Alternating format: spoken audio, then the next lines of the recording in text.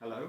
I wanted to say something about how the university is being privatised over time, as I think people have got to know more about the financing of BITS and other universities.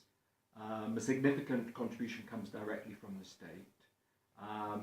Prestigious universities are able to attract funding from the private sector, usually directed towards research.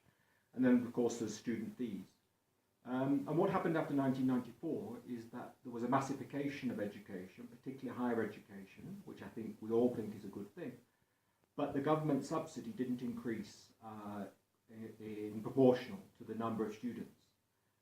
And that resulted, of course, in universities having budget problems, because at the end of the day, you've got to be able to pay your salaries for your workers and the academics and maintain the buildings and so on.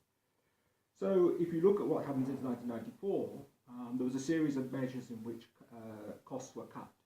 So outsourcing was very much one of the early ones, where money was saved on paying the wages of our cleaners and those that look after the gardens and the residences and the catering.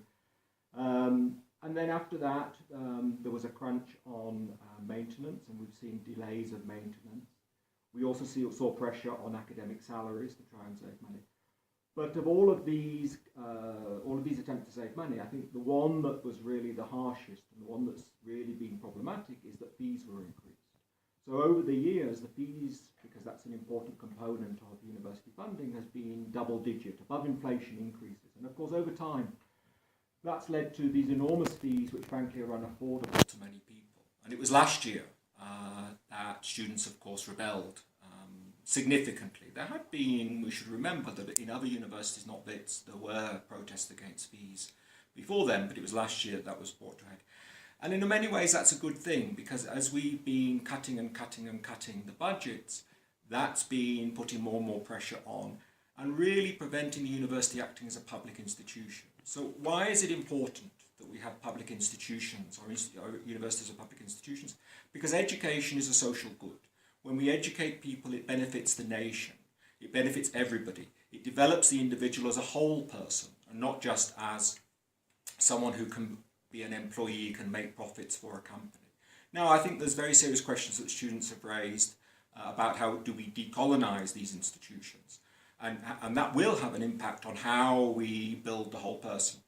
But if we're committed to ourselves as public institutions, then we deliver goods to the whole nation. The problem with the privatisation of universities is that what's seen as important is only that which makes a profit.